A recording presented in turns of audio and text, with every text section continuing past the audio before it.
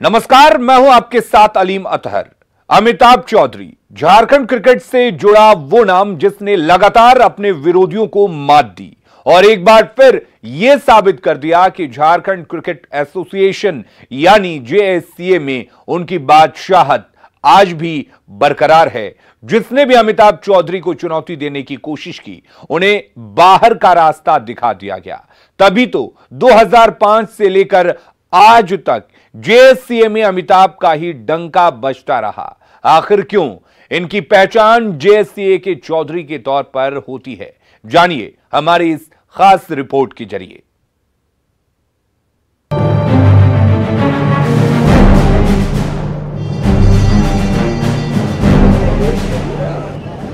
बाईस सितंबर को जेएससीए के चुनाव परिणाम आते ही ये साबित हो गया कि जेएससीए के बादशाह अमिताभ चौधरी ही हैं। तभी तो इस बार भी अमिताभ चौधरी गुट का ही सभी पदों पर दबदबा रहा। अमिताभ चौधरी के बेहद करीबी डॉक्टर नफीस अख्तर ने अपने प्रतिद्वंदी अजय मारू को करारी शिकस्त देते हुए अध्यक्ष पद पर विजयी हुए। अजय मारू गुट का एक भी प्रत्याशी चुनाव नहीं जीत पाए। पूर्व आईपीएस अधिकारी और वर्तमान में बीसीसीआई के सचिव अमिताभ चौधरी की पहचान झारखंड क्रिकेट एसोसिएशन के चतुर खिलाड़ी के रूप में होती है। तभी तो बिहार से अलग होने के बाद 2005 में जब राज्य में जेएससीए का गठन हुआ, तभी से अमिताभ चौधरी की बादशाहत जेएससीए पर बरकरार है। अमिताभ चौधरी सुनियोजित रणनीति बनाने में माहिर हैं। आइए बात शुरू करते हैं 2006 के चुनाव से। 2006 में अमिताभ चौधरी को चुनौती देने वाले थे माहिर राजनेता सुदेश महतो, लेकिन चुनाव के रिजल्ट आते ही सुदेश चारों खाने चित हो गए। बाद के चुनाव में भी अमिताभ चौधरी अपने विरोधियों पर भारी पड़े। अमिताभ को एसोसिएशन में जिसने भी चुनौती दी उसे बाहर कर दिया गया। 740 सदस्यों वाले जेएससीए में ज्यादातर लोग अमिताभ चौधरी गुट के ही हैं। उसको अगर मान लीजिए कि जब भी चुनाव हुआ, सारे जब खिलाड़ी उनके साथ में खेले हुए खिलाड़ी, उनसे जूनियर खिलाड़ी जब वोट देने आ रहे हैं तो जरूर सवाल उठेगा कि महेंद्र सिंह धोनी कल रांची में थे, वोट देने क्यों नहीं आए, ये सवाल उठा। आखिर जेएससीए सदस्य बनने की क्या प्रक्रिया और नियम है, वो भी जान लीजिए। झारखंड का निवासी हो और क्रिकेट से उसका लगाव हो, 18 वर्ष से अधिक समय से झारखंड में रहने वाले लोग सदस्य बनते हैं। बड़े खिलाड़ी को मानद सदस्य के रूप में शामिल कराया जाता है। आजीवन सदस्य और सामान्य सदस्य के रूप में ग्रहण की जा सकती है सदस्यता। लगातार 5 मीटिंग में अनुपस्थित रहने पर सदस्यता खत्म हो जाएगी। एसोसिएशन के गठन के वक्त 2005 में राज्य भर में 420 सदस्य थे। वर्तमान में जेएससीए के 740 सदस्य हैं। अधिकांश अमिताभ चौधरी के चहेते हैं। हैरान करने वाली बात ये कि ओलंपिक और हॉकी संघ के पदाधिकारी भी जेएससीए के स्थायी सदस्य बने। अमिताभ चौधरी के विरोधी उन पर कई सवाल भी खड़े कर रहे हैं। मसलन, महेंद्र सिंह धोनी को मानद सदस्य बनाकर चुनावी प्रक्रिया से दूर क्यों रखा गया? क्रिकेट खेल रहे खिलाड़ी सौरभ तिवारी और वरुण आरोन ने वोट कैसे डाला? 18 साल से कम उम्र के लोगों को जेएससीए सदस्य क्यों बनाया गया? अध्यक्ष पद से हटने के बाद तदर्थ कमेटी के जरिए करोड़ों की निकासी कैसे हुई? अगर मान लीजिए कि किसी ने प्रयास किया कि यहाँ सिस्टम में गड़बड़ी है, तो वो अगर क्वेश्चन पूछते हैं या कहीं पर कोई सवाल उठाते हैं तो वो उनके रडार में आ गए, या अगर चुनाव लड़े रडार पे आ गए। खास बात ये कि अमिताभ चौधरी की बादशाहत को जब जब चुनौती दी गई, तब तब बड़ी बड़ी हस्तियां धराशायी हो गई।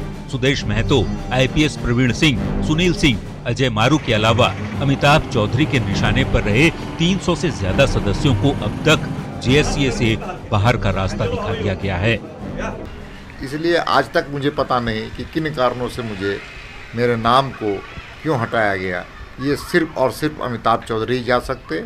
उनकी मनमौजी है किसे सदस्य रखें या ना रखें।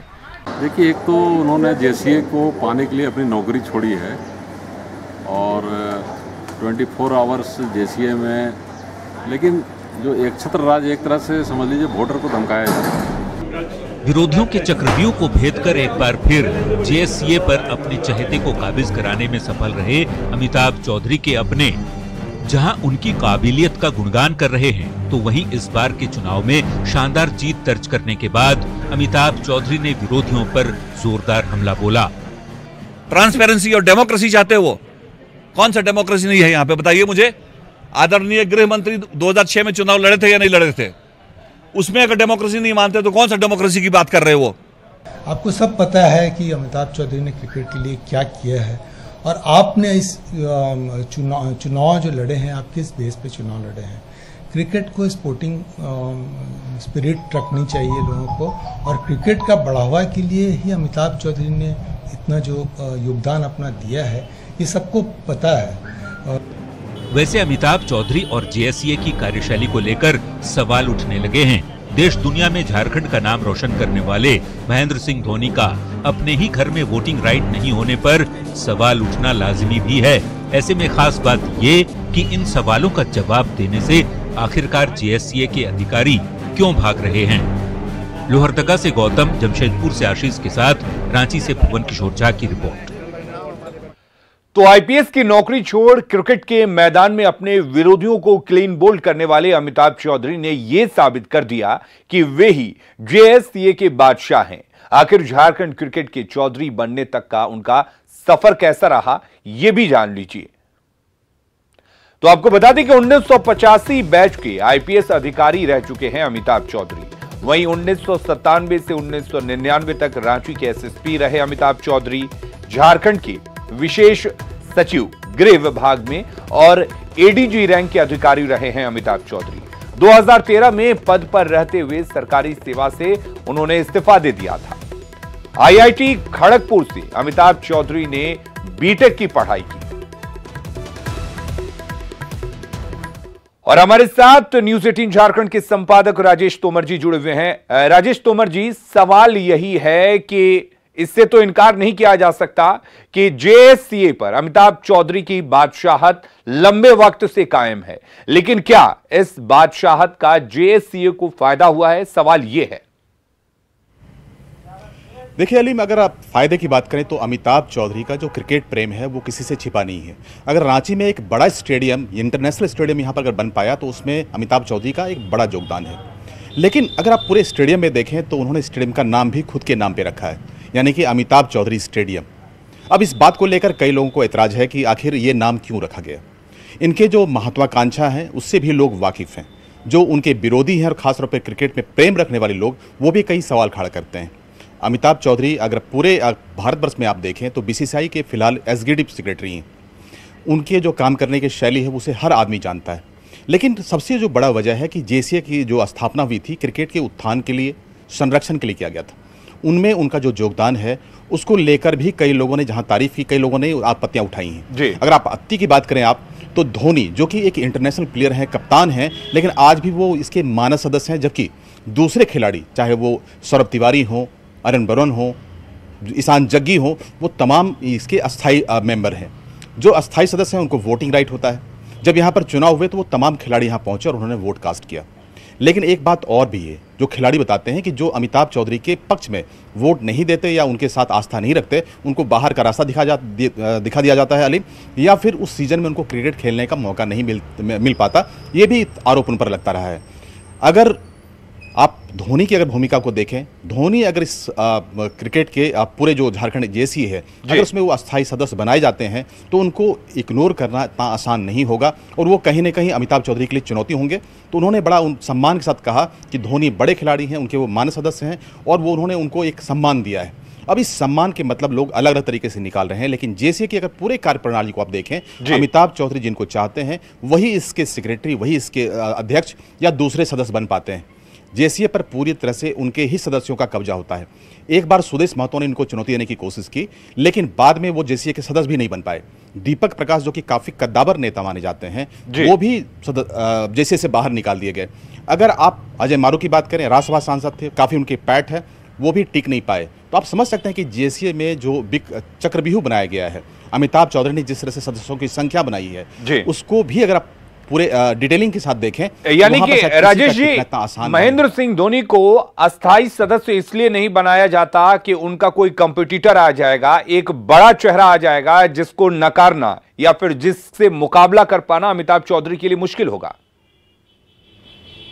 ये सच है अलीम, चूंकि धोनी के आगे अगर धोनी सक्रिय भूमिका अगर निभाते हैं जेसीएम के, हालांकि उनको निभाना चाहिए चूंकि वो यहाँ के स्टार हैं, पूरे देश में उनकी अपनी पहचान है, क्रिकेट के लिए उनके योगदान को लोग हर व्यक्ति जानता है। अगर वो जेसीएम में आते हैं तो जाहिर है कि अमिताभ चौधरी के लिए बड़ी चुनौती होंगे।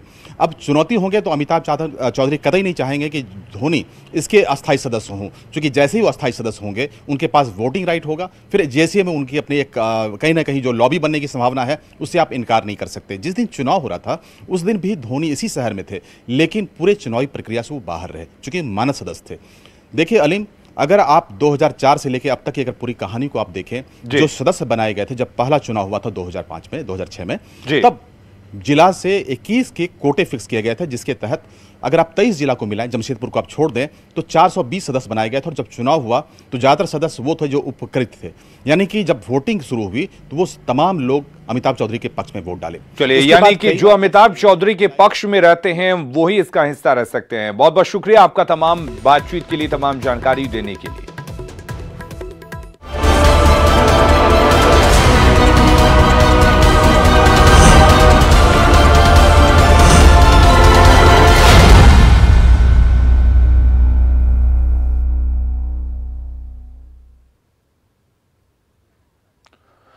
और अब बात करते हैं उड़ते आतंक यानी कि डेंगू के मच्छर की। बरसात में बिहार के लोग खौफ में हैं, खौफ उड़कर आ रहा है और पता नहीं कब अपना निशाना बना ले। यह आतंक उड़ता आतंक है। बरसात में अटैक,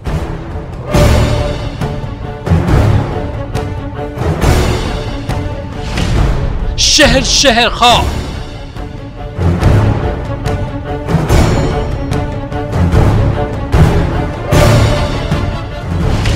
डरा रहा है डंक।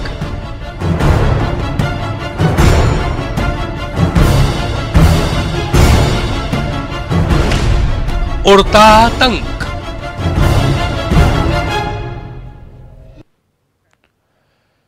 तो राजधानी पटना हो या भागलपुर, गया हो या दरभंगा, हर शहर के लोग इन दोनों के खौफ में हैं। आपको बता दें क्योंकि मच्छरों के काटने से होने वाली बीमारी डेंगू तेजी से अपना पांव पसार रही है।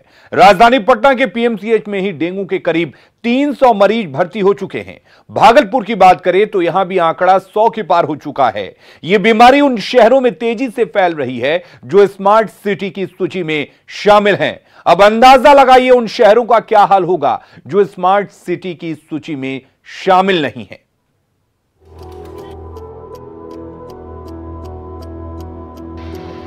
ये स्मार्ट हो रहे पटना की तस्वीरें हैं। राजधानी पटना में कई मोहल्ले ऐसे हैं जहां शाम होते ही लोगों को घरों में दुबक जाना पड़ता है।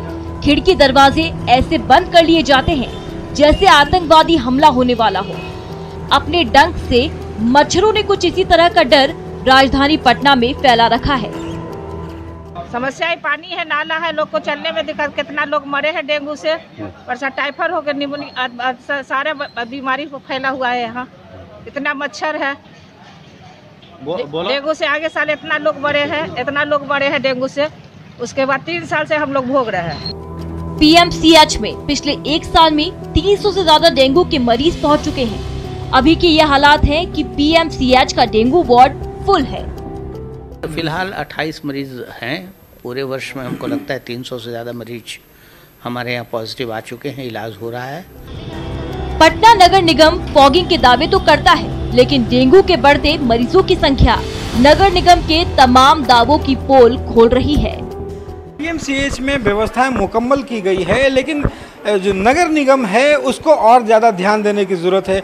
नगर निगम के लापरवाही ने डेंगू को और फैलने में मदद की। भागलपुर नगर निगम की पोल भी मच्छरों ने खोल कर रख दी। भागलपुर में डेंगू ने कई लोगों को अपनी चपेट में लिया हुआ है। सरकारी और निजी अस्पतालों में 100 से अधिक मरीज इलाज करा रहे हैं। लगभग सारे वार्डों में 4, 5, 6, 10 डेंगू मरीज हैं तो वहाँ पे फॉगिंग नहीं कराई जा रही है अभी तक। और ये तो मतलब प्रायोरिटी है फॉगिंग कराना। उसके अलावा भी जो ये लार्वा को मारने के लिए जो केमिकल का प्रयोग होना चाहिए स्टैग्नेंट वाटर में, उसके लिए भी हमने अनुरोध किया तो वो मंगा रही हैं। नगर विकास एवं आवास मंत्री के दौरे और स्थानीय लोगों से मिली शिकायत के बाद भागलपुर नगर निगम प्रशासन ने अपनी कुंभकर्णी नींद को तोड़ा है। डीएम ने नगर आयुक्त को फॉगिंग के निर्देश दिए हैं। डेंगू की रोकथाम के लिए आवश्यक जो भी कार्रवाइयाँ की जानी हैं उनके लिए नगर आयुक्त को निर्देशित किया गया है और सिविल सर्जन के माध्यम से उन्हें कुछ मैराथन उपलब्ध करवाया गया है। डेंगू जानलेवा है और इस जानलेवा बीमारी को दूर करने का सिर्फ एक ही तरीका है, वो है स्वच्छता। शहर को स्वच्छ रखने की जिम्मेदारी नगर निगम क्या बखूबी से निभा रहा है, उसकी गवाही डेंगू के बढ़ते मरीजों के आंकड़े दे रहे हैं। न्यूज़ 18 के लिए भागलपुर से आशीष के साथ पटना से रवि एस नारायण की रिपोर्ट। और अब हम आपको 3 तस्वीरें दिखा रहे हैं। आपके टेलीविजन स्क्रीन पर आप 3 तस्वीरों को देख सकते हैं। ये तस्वीरें पटना और भागलपुर की हैं। आप देख सकते हैं कि कैसे दोनों शहरों के अस्पताल में डेंगू के मरीज भर्ती हैं। साथ ही आप ये भी देख सकते हैं कि कैसे इन शहरों में लापरवाही बरती जा रही है। और जल्द लौटते हैं कुछ और खबरों के साथ।